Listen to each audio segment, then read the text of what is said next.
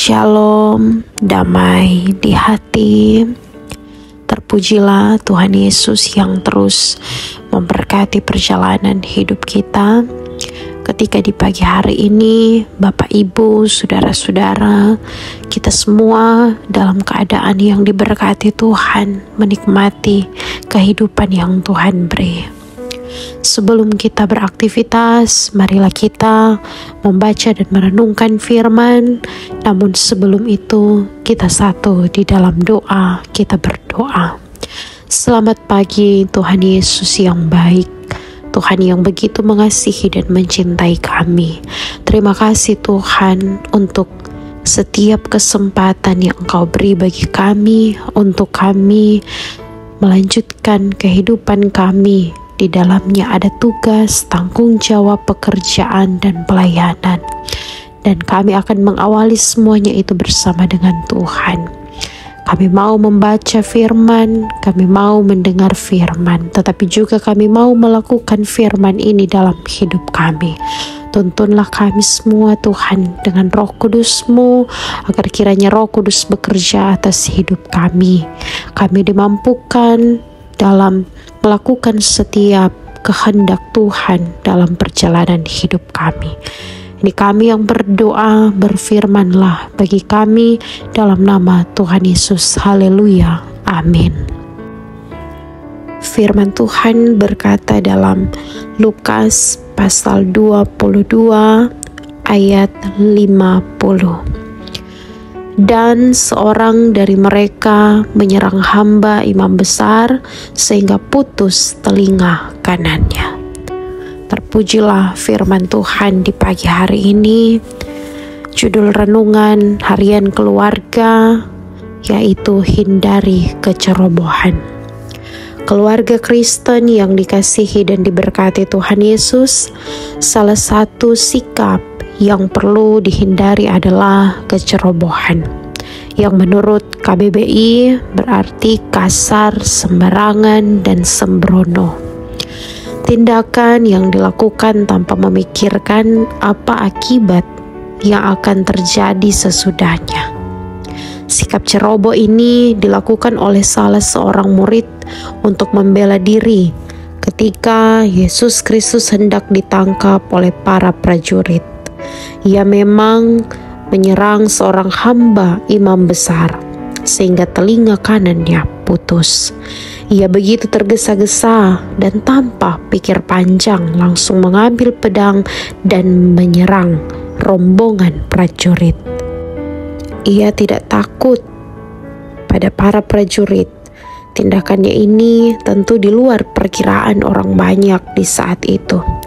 Sebab biasanya prajurit pada masa itu sangat ditakuti oleh rakyat biasa, sebab mereka bisa bertindak dengan semena-mena. Tindakan ceroboh ini berakibat putusnya telinga dari seorang hamba imam besar. Untunglah hanya telinga, bukan nyawanya yang melayang. Tindakan ini tidak mendatangkan keuntungan pada pihak Yesus Kristus dan hal ini tidak dikehendakinya.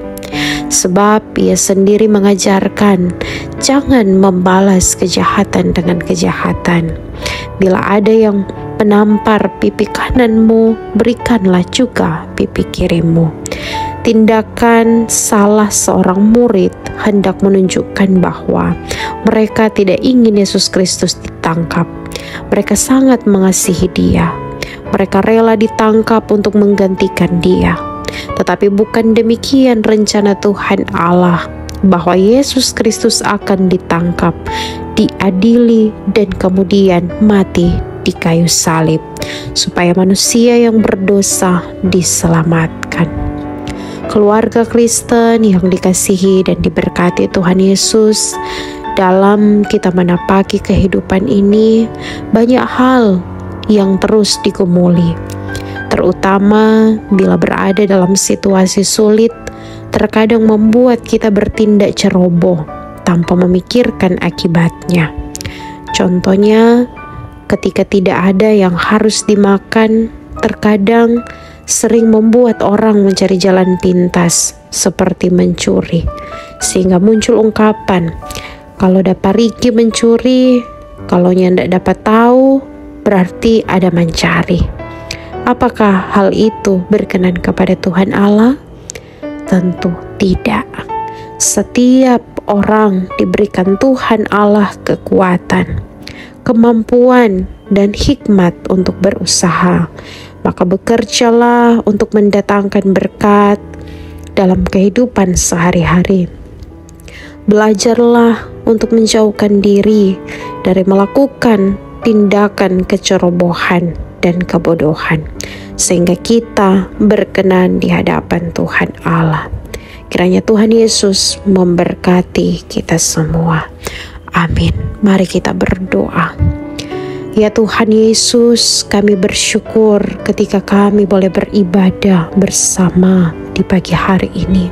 Kami belajar dari firman kehidupan yang kami baca, yang kami dengar bersama. Kiranya dari firman ini memberikan pengajaran iman Kristen yang baik bagi kami, untuk kami sebagai jemaat-Mu tidak bertindak ceroboh.